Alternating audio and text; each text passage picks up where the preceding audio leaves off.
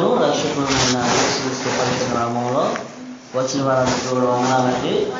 చక్కగా ప్రభు మనందరినీ కూడా గత ఆదివారం నుంచి ఒక ఆదివారం వరకు ఆయన తన యొక్క రెక్కల చాటును భద్రపరిచి మన యొక్క ప్రాంతాలని, మన యొక్క ప్రదేశాలని, మన ముఖ్యంగా మన యొక్క కుటుంబాన్ని, మన సంఘాలని ఆయన ఇంకా తన రెక్కల చాటును భద్రపరుస్తున్న విషయాన్ని బట్టి ప్రభువుకు ఒకసారి అందరం కూడా కృతజ్ఞతాస్తుతులు చెల్లిద్దాం. హల్లెలూయా. నిజంగా ఆయన ఒక్కడే ఉన్నతుడు, ఆయన ఒక్కడే గొప్పవాడు, ఆయన ఒక్కడే చేయగలిగినటువంటి వాడు. ఎన్ని కార్యాలైనప్పటికీ ప్రభువు గురించి ఒక మాట రాయబడి ఉంటుంది కదా, ప్రభు ఎంత నమ్మదగిన వాడు, ఎంతైనా దానికి ఎంత అని ఏదన్నా చెప్పగలుగుతాడు ఎవరైనా? అసలు ఎవరు కూడా చెప్పలేరు. అది ప్రభు యొక్క ఆయనకు ఉన్నతమైనటువంటి శక్తి, ఆయన ఉన్నతమైనటువంటి కృప మన మీద అట్లా ఉంటుందన్నమాట. ఎంతైనా నమ్మదగినటువంటి వాడు. ఇదిగో ప్రభు ఆయన యొక్క చివరి మజిలీలో నేను ఎన్నో కూడా జ్ఞాపకం చేశాను. ఏం జ్ఞాపకం చేస్తున్నామంటే ఆయన యొక్క అంత్య దినములు అనగా ఆయన వచ్చే ముందు కాలం ఎట్లా ఉంటుంది అన్నటువంటి విషయాలని నేను తెలియపరచాలనుకున్నాను.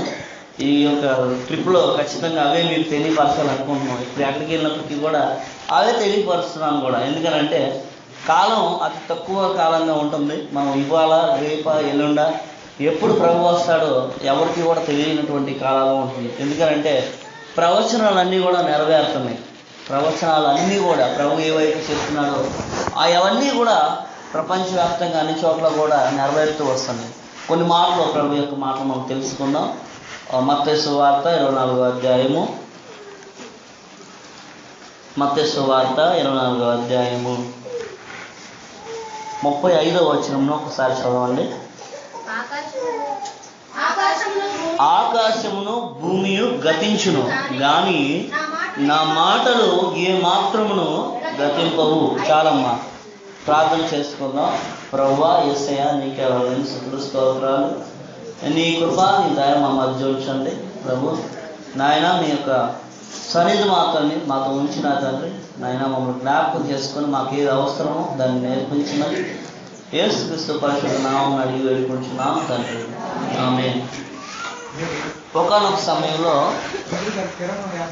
మరి యేసు ప్రభు వారు ఒక కొండ దగ్గర కూర్చున్నప్పుడు ఆయన శిష్యులు ఆయన ఏకాంతంగా కలుసుకొని, ఏకాంతంగా అంటే అందరిలో కాకుండా ఒంటరిగా ఉన్నప్పుడు ఆయన దగ్గరికి వెళ్ళి అడుగుతున్నటువంటి విషయం ఏంటంటే, అయ్యా మరి మీ యొక్క రాకడ ఎప్పుడు వస్తుంది, ఆ రాకడ వచ్చేటువంటి ముందు ఉన్నటువంటి సూచనలు ఏంటి, అవి ఎప్పుడు వస్తాయి, అవి మేము తెలుసుకుంటే మరి మేము కొంచెం జాగ్రత్తగా ఉంటాం అంటున్నప్పుడు ఆయన ఒక్కొక్కటిగా ఆయన తెలియపరుస్తూ మొదటగా 24వ అధ్యాయంలో ఆయన మాట్లాడుతూ అంటాడు.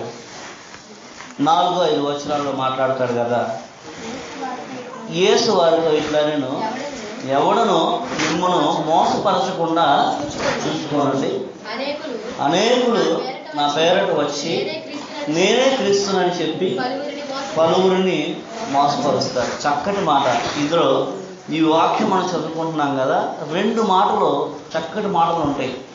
మోసపరుస్తారు, మోసపడమాకండి. చక్కటి మాటలు ఏంటి? మోసపరుస్తారు, మోసపడమాకండి. ప్రభువు కూడా చక్కగా ఆయన యొక్క మాటలు అందరికీ అర్థం కావాలని చెప్పి ఆయనకు వచ్చినటువంటి భాషలో, ఎన్ని భాషలు వచ్చాయంటే ప్రభు వారికి యొక్క దేశంలో, ఆయన యొక్క ప్రాంతంలో నివసించినప్పుడు సుమారు ఆయనకు 3 భాషలు వచ్చు. అరబిక్ భాష కానీ, గ్రీకు భాష కానీ, యూదుల భాష అయినటువంటి హీబ్రూ భాష కానీ, ఈ భాషలు వచ్చాయి. కానీ ఆయన ఎవరితో ఏది మాట్లాడాలో, ఏ భాషలో చెప్తే వాళ్ళకి అర్థమవుతుందో అటువంటి భాషల్లో ఆయన చెప్పారు. ఎందుకని ఈ విషయాలు చెప్తున్నామంటే, క్రీస్తుల గురించి ప్రకటించినటువంటి వారికి మరి ముఖ్యంగా ఉండవలసింది ఏమిటంటే క్రీస్తు యొక్క జీవితం ఉండాలి. వాళ్ళ అనేకులంట వస్తారంట, నేనే క్రీస్తుని, నాకన్నా గొప్పవాడు ఎవడో కూడా లేడు, నేనే నిజమైనటువంటి క్రీస్తుని చెప్పి మనుషుల్ని మోసపరిచేటువంటి రోజుల్లోకి వస్తారు. మనం కనుక గమనించుకున్నట్లయితే ప్రస్తుతం ఉన్నటువంటి రోజులు ఆ రోజులే. అనేకులు వస్తున్నారు. అనేకులు వచ్చి ప్రభువును బోధిస్తూ వాళ్ళు చెప్పేటువంటి మాటలు ఏంటంటే, మేమే గొప్ప, నేనే ఈ కార్యం చేయగలుగుతాను, ఇంకా వేరే ఎక్కడికైనా తీసుకెళ్ళండి, కావాలంటే ఎవడైనా చేస్తాడేమో చూస్తాను. అది నువ్వు చేస్తున్నావా, దేవుడు చేస్తున్నాడా? నువ్వు చేస్తున్నావా లేదంటే దేవుడు చేస్తున్నాడా? మనుషులు మాట్లాడేటువంటి మాటలు ఎవరినైనా హట్ చేసినప్పటికీ ఏదైనప్పటికీ కూడా వాక్యము ఉన్నట్లుగా చెప్పడమే మేము నేర్చుకున్నాం. ఒకటే, వస్తారు మనుషులు. ఎటువంటి మనుషులు వస్తారంటే ఎటువంటి కార్యాలు చేసేటువంటి వాళ్ళు వస్తారంట.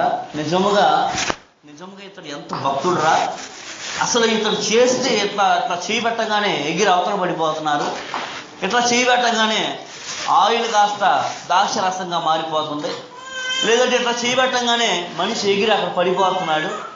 ఇంకా ఇట్లా చెప్పుకుంటా ఉంటే ఇంకా ప్రభువుకి తెలిసినటువంటి భాషలో 3 చెప్పాను కదా మీకు. ఇప్పుడు ఆ 3 భాషల్లో ఒక్కొక్కరితో ఒకలా మాట్లాడుతున్నాడు ప్రభు. యూదులు వచ్చినప్పుడు యూదులతో యూదా భాషలో అనగా హీబ్రూ భాషలో మాట్లాడుతున్నాడు.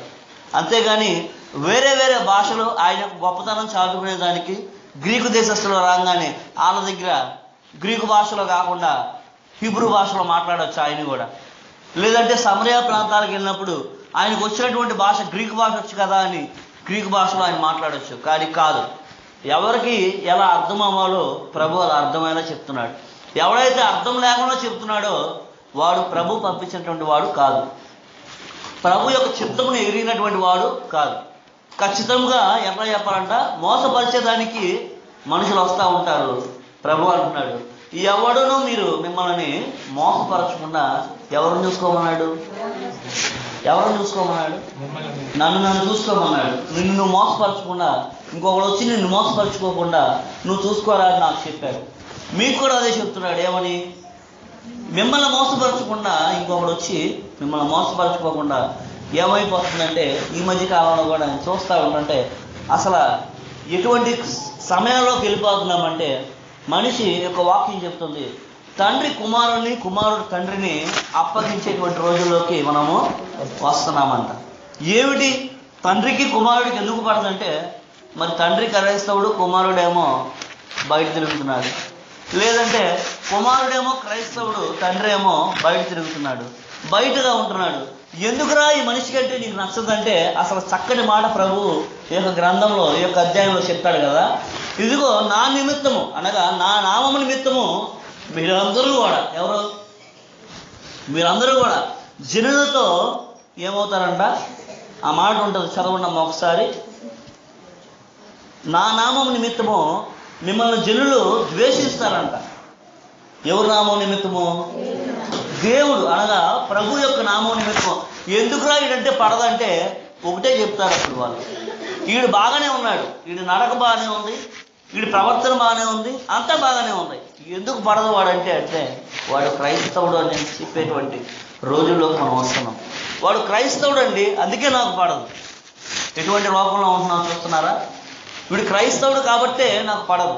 వాడు నడక బాగాలేదా, వాడి చూపు బాగాలేదా, వాడి మాట బాగాలేదా, వాడు ఏదైనా ప్రవర్తన బాగాలేదా అంటే అన్నీ బాగానే ఉన్నాయి. ఒకటే రీజన్ అంట, ఒకటే కారణం. ఏంటా కారణం?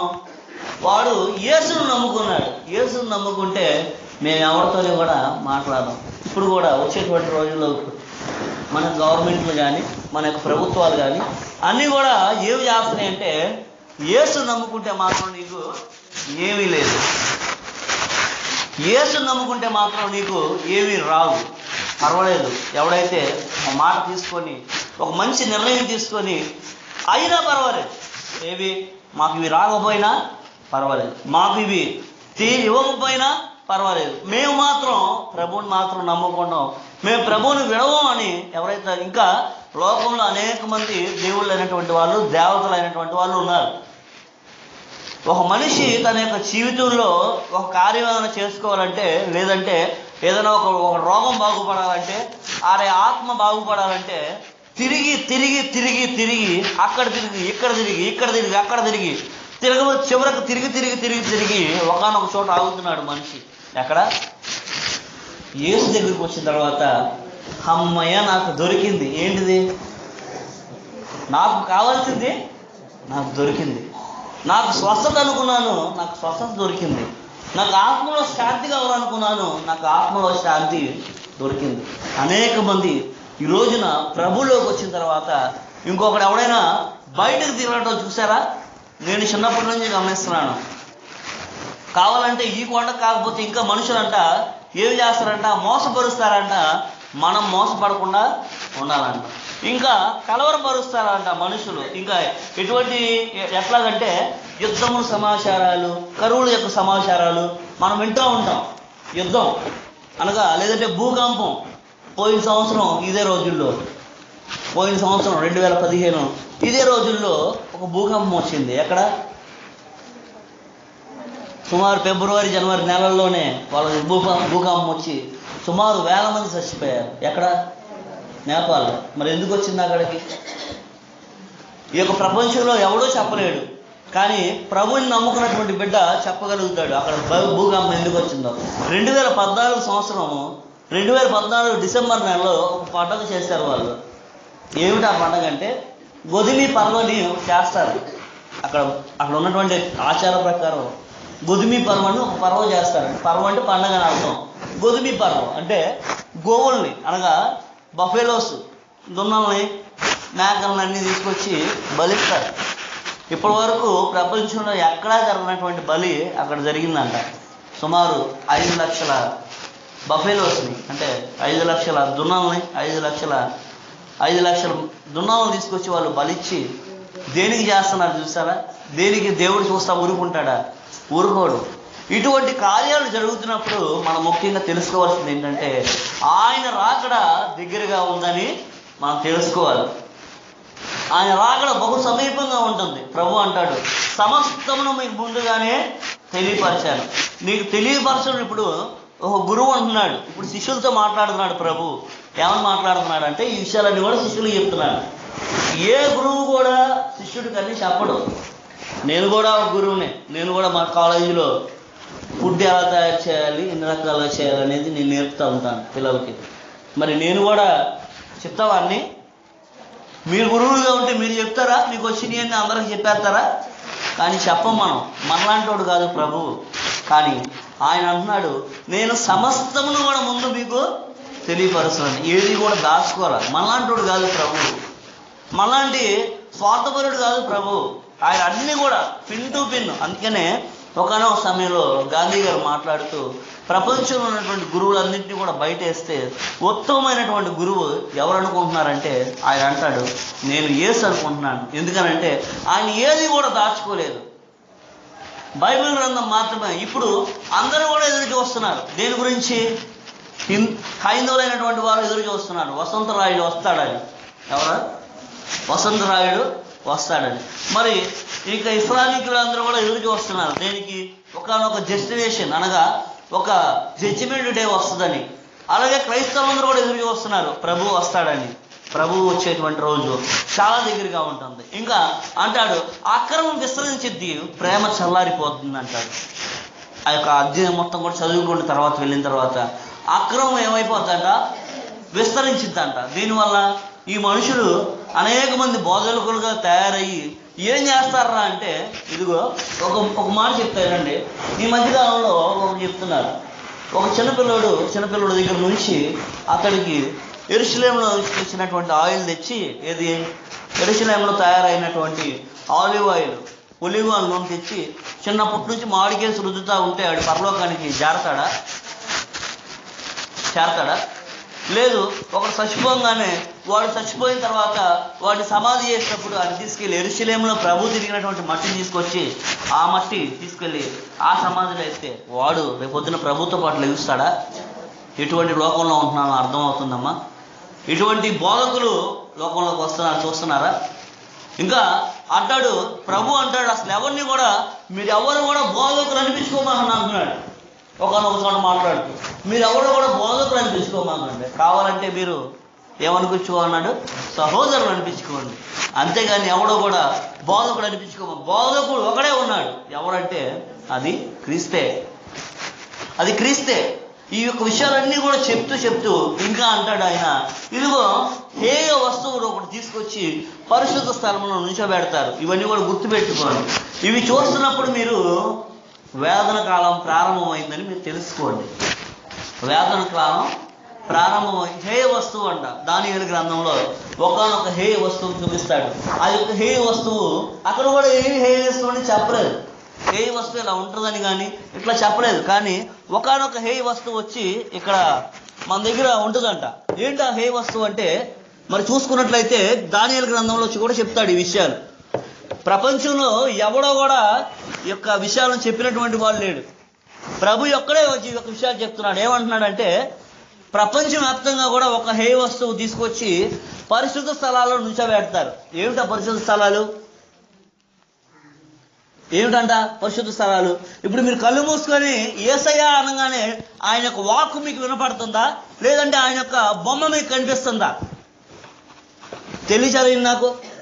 ఆయన కళ్ళు మూసుకొని యేసయ్య అనగానే ఆయన బొమ్మ మనకు కనిపిస్తుందా, లేదంటే ఆయన వాక్కు మనకు కనిపిస్తుందా?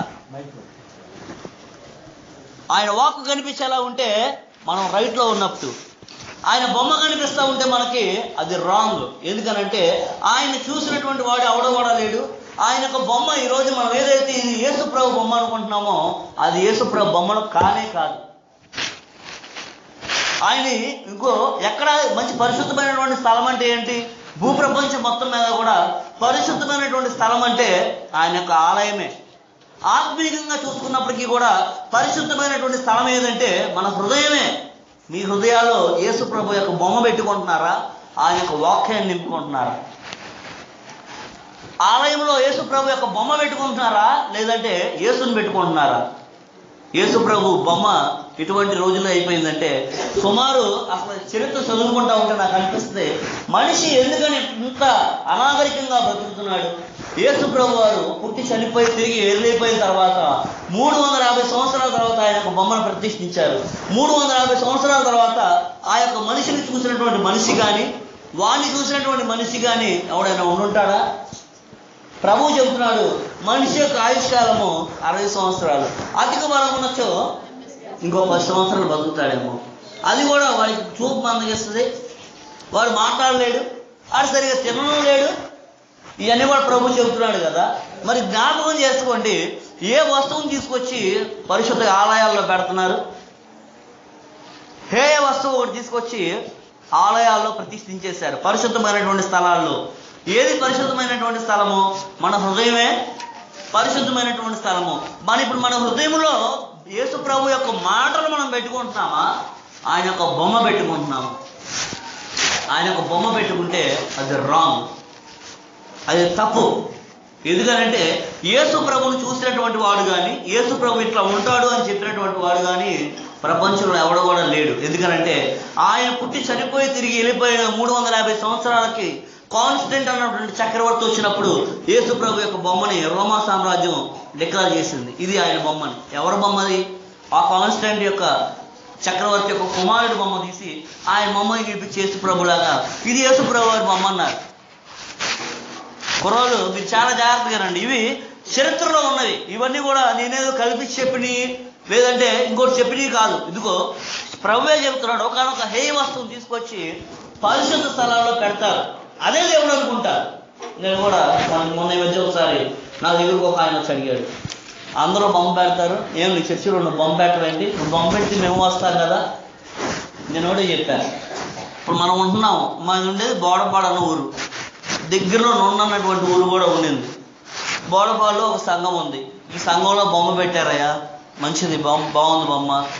ఈ బొమ్మే మరి నువ్వు ఇక్కడ బొమ్మ ఉంది అదే చూస్తున్నావు, అదే బొమ్మ నున్న సంఘంలో కూడా పెట్టారా, లేదంటే ఇంకో బొమ్మ పెట్టారా?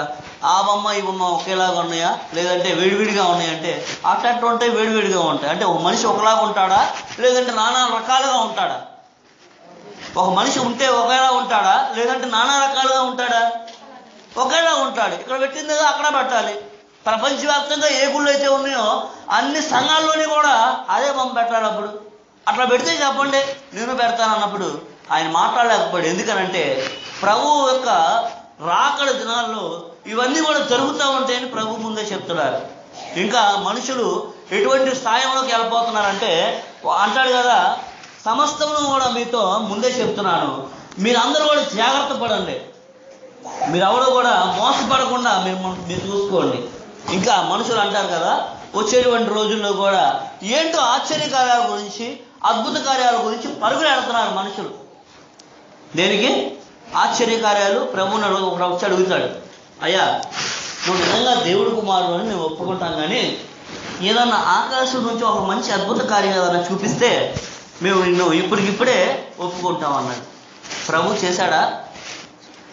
వాక్యంలో ఉందా? ప్రభు చేసినట్లుగా ఉందా? లేదంటే ప్రభు ఏమన్నా చెప్పాడా ఆడికి అసలు ఏమి కూడా చెప్తున్నాడు, ఇదిగో యోనానుకు వచ్చినటువంటి సూచక్రియ కానీ మీకు ఏ సూచక్రియ కూడా అనుగ్రహింపబడదని చెప్తున్నాడు. ఇదిగో ప్రభు కోసం వచ్చినటువంటి మనము ఆశ్చర్యకార్యాల కోసం, స్వస్థతల కోసం, వాటి కోసం వీటి కోసం పరిగెడతాం కాదు. ఆత్మని రక్షించుకోవడానికి ఈ రోజున మనిషి పరిగెత్తాలి. అంతేగాని స్వస్థతల కోసం అక్కడెక్కడో, ఇంకా ఈ మధ్యకాలంలో కూడా ఇంకా మనుషులు అంటున్నారు 7 వారాలు రండి మా చర్చికి, మా సంఘానికి 7 వారాలు వస్తే చాలు. 7 వారాలు వస్తే చాలా? సంఘానికి 7 వారాలు వస్తే చాలా? ఇంకా అవసరం లేదా?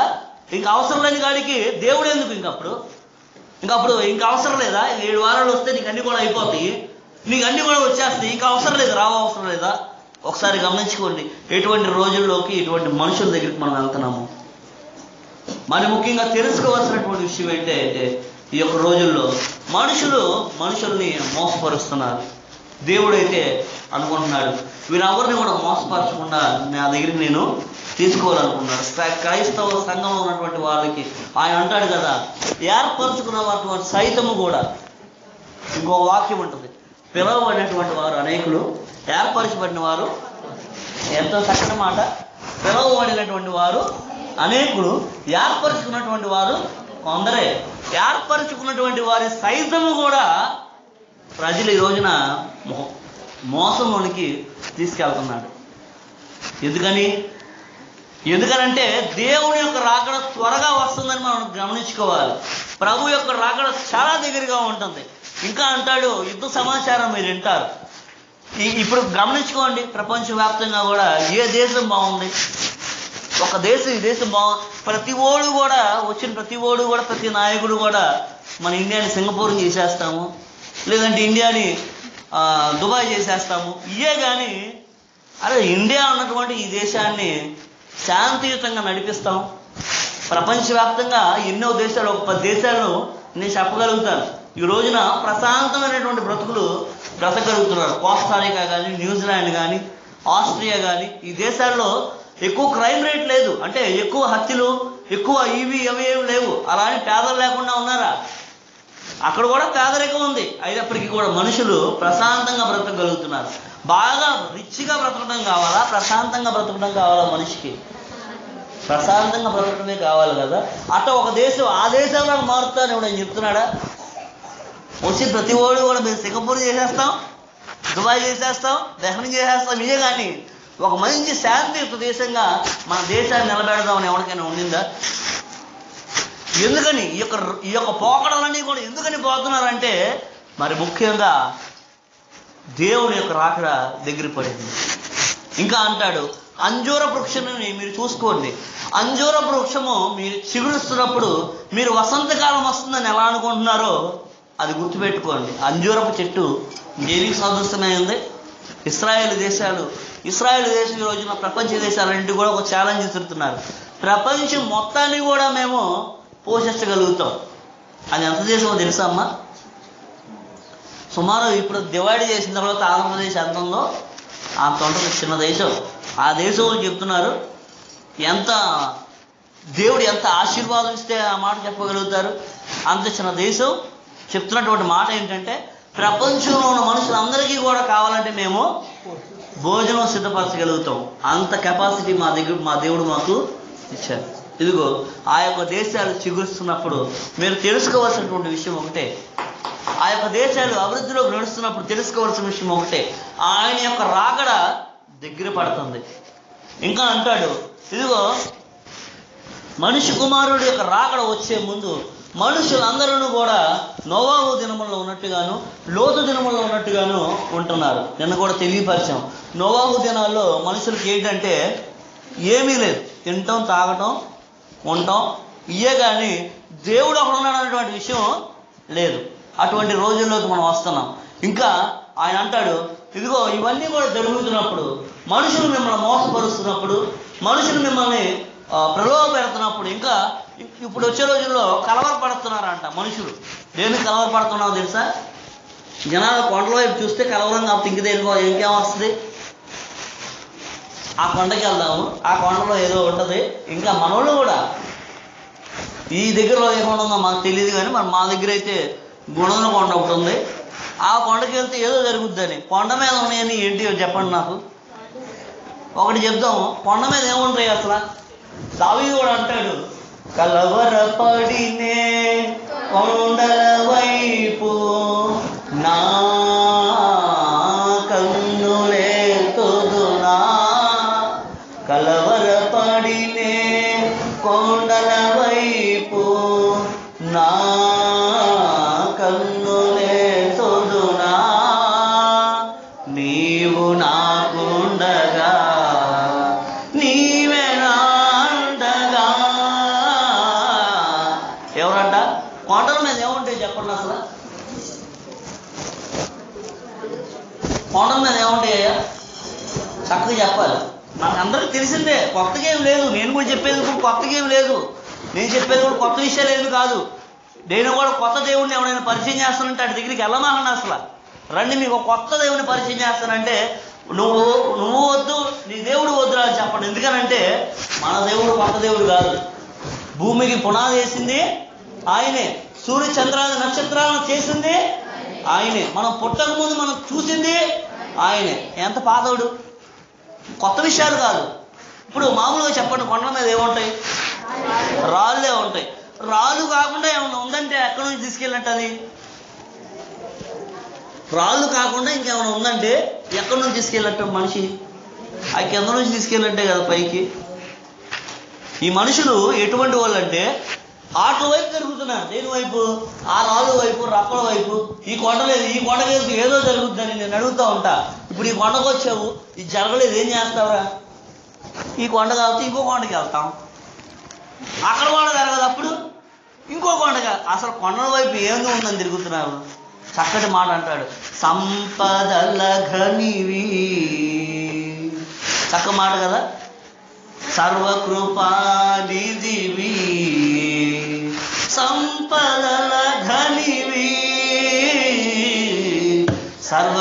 సర్వకృపానిధివి, సంపదల ఘనివి, సకలము చేయగలని వైపేనా కన్నులెత్తి చూసేదా. ఎటు చూడాలంట? ఆయన వైపు చూస్తే ఇవన్నీ కూడా చూడవసరం లేదు మనిషి. ఇంకా ఆకాశంలో కొన్ని కార్యాలు కూడా జరుగుతాయని ప్రభువు చెప్పాడు. ఇంకా అనేకమైనటువంటి కార్యాలు.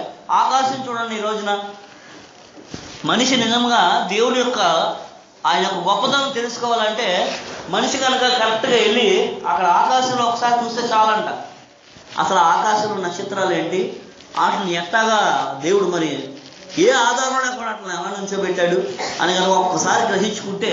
అందుకనే ఐన్స్టీన్, అలాగే తర్వాత అక్కడికి వెళ్ళినటువంటి శాస్త్రజ్ఞుడు అయినటువంటి, చంద్రమండలంలోకి వెళ్ళినటువంటి శాస్త్రజ్ఞుడు అయినటువంటి నీల్ ఆర్మ్స్ట్రాంగ్ మొట్టమొదటిగా చంద్రగ్రహం మీద అడుగు పెట్టగానే బైబిల్ గ్రంథం తీసి ఒక మాట చదివాడంట. ఏం మాట చదివాడంట? ఆదికాండము 1వ అధ్యాయం 1వ వచనం చదివాడంట. ఒకసారి చదవండి. ఆదియందు దేవుడు భూమి ఆకాశమును సృష్టించెను. ఒకటే మాట ఏంటిదమ్మది? ఆదియందు దేవుడు భూమి ఆకాశములను సృజించెను అన్నటువంటి మాట చదివి ఆ బైబిల్ అక్కడే పెట్టొచ్చాడు. అక్కడ ఇప్పటికీ కూడా ప్రతి వాడు వెళ్ళినప్పుడు కూడా ఆ బైబిల్ను చూసి, అమ్మ దేవుడు నిజంగా మనిషికి ఎంత ఆధిక్యత ఇచ్చాడరా. ఇంకా ఆకాశంలో అనేకమైనటువంటి కార్యాలు జరుగుతున్నప్పుడు కూడా ఒకటి గుర్తుపెట్టుకొని అంటున్నాడు ప్రభు. నేను ఒక్క మాట చదివించి నేను ముగింపులను తీసుకొస్తాను. ఒకసారి చదవండి, ఒకసారి 33వ వచనం చదవండి ఒకసారి. మత్తయి సువార్త 24వ అధ్యాయం 33వ వచనం. ఆ ప్రకారమే మీరు ఈ సంగతులన్నీ జరుగుట చూసినప్పుడు ఆయన సమీపంలోనే, ద్వారము దగ్గరనే ఉన్నాడని తెలుసుకున్నాడు. ఇవన్నీ జరిగే వరకు ఈ యుగాంతము జరగదు అంటున్నారు. ఏంటంట, ఇవన్నీ మనం చూస్తున్నప్పుడు, మనుషులు మోసం చేస్తున్నప్పుడు, ఒకరినొకడు అప్పగించుకుంటున్నప్పుడు, ఒకరినొకడు ద్వేషం పెంచుకుంటున్నప్పుడు, ఒకడు యుద్ధాల గురించి అంటున్నప్పుడు, భూకంపాల గురించి వింటున్నప్పుడు ఒకటే గుర్తుపెట్టుకోమంటున్నాడు. ఏమిటో గుర్తుపెట్టుకోవడం అంటే, ఆయన సమీపంగా ఎక్కడ ఉన్నాడంటే, ఇప్పుడు ఎక్కడ ఉన్నాడంట, ద్వారం దగ్గరే. ఒక్క స్టెప్పు, ఒక్క అడుగు బయట పెడతామైంది ఆయన రెడీ. అటువంటి కాలంలో ఉంటున్నాం కాబట్టి, మరి ముఖ్యంగా వింటున్నటువంటి వారందరికీ కూడా తెలియపరిచేది ఏంటంటే, ప్రభుని తెలుసుకోండి. ప్రభు ఒక్కడే ఆ యొక్క ఉగ్రత దినం నుంచి కాపాడేటువంటి వాడు, తప్పించేటువంటి వాడు. ఎవడను కూడా చేయలేనటువంటి గొప్ప ఆశ్చర్యకార్యాలు ప్రభు చేశాడు. ఇంకా మనుషులు అంటారు కదా, ఏదో ఒక చిన్న కార్యం వాళ్ళ వల్ల జరిగితే, ఏదైనా ఒకడు స్వస్థపడితే మేము చేసేసామంటారు. కానీ ప్రభు ఎటువంటి వాడు తెలుసా? 12 సంవత్సరాలు రక్తస్రావం గల స్త్రీ వచ్చి, అయ్యా ఇన్ని సంవత్సరాలు నేను బాధపడ్డాను, ఆ యొక్క చెంగు ముట్టుకుందని నాకు స్వస్థత వచ్చిందంటే ఆయన అంటున్నాడు, నీ విశ్వాసమే, నేను చేశాను అన్నాడా? నేను చేశాను అన్నాడా ప్రభు? నీ విశ్వాసమే నిన్ను స్వస్థపరిచిందమ్మా. ఎంత మంచి మాటలు అసలు! అంత పెద్ద గొప్ప గొప్ప కార్యాలు చేసి కూడా ప్రభు చిన్న మాట, నీ వల్లే నీకు జరిగింది అన్నాడు. నా వల్ల జరిగిందని ప్రభు చెప్పలేదు ఎక్కడ కూడా. అంత గొప్ప దేవుడు మన మధ్య ఉంటున్నాడు కాబట్టి మనం అందరం కూడా, మన ముఖ్యంగా ఆయన యొక్క ఉగ్రత నుంచి తప్పించుకోవాలంటే తెలుసుకోవాల్సినటువంటి విషయం ఒకటే, ప్రతి వారు కూడా బాప్తిసాలు తీసుకోవాలి, మారు మనసు తీసుకోవాలి. ప్రతి ఒక్కడు కూడా యేసు ప్రభునందు విశ్వాసం ఉంచాలి. విశ్వాసం లేకుండా ఎవడూ కూడా ప్రభు దగ్గరికి వెళ్ళలేదు. ఈ యొక్క మాటలు మనం తెలుసుకొని ఆయన యొక్క రాకడ సమయంలో ఉన్నటువంటి విషయాలన్నీ కూడా తెలుసుకుందాం. మనం అందరం కూడా ఆయత్తపడి, ఇంకా ఎవరైనాను మారు మనసు పొందిన వారు కానీ, బాప్తిసాలు తీసుకున్నటువంటి వారు కానీ, ఇంకా వచ్చేసింది ఆయన యొక్క రాకడ, ఇవాళ రేపు అనేటువంటి స్థాయిలో ఉంటున్నప్పుడు ఇంకా నిర్లక్ష్యం చేస్తే మనం ఏం తప్పించుకోలేం. ఆయన యొక్క రాకడ నుంచి ఎవడో కూడా తప్పించలేడు. కాబట్టి వింటున్నటువంటి వారును, బయట ఉన్నప్పటికీ కూడా వారిని కూడా బాప్తిసాలు తీసుకొని మనం ముఖ్యంగా ప్రభువులో ఉంటే మనం అందరం కూడా రక్షింపబడి ఆయన యొక్క సన్నిధిలో ఉంటామని కోరుకుంటూ మీ మధ్య నేను సెలవు తీసుకుంటున్నాను.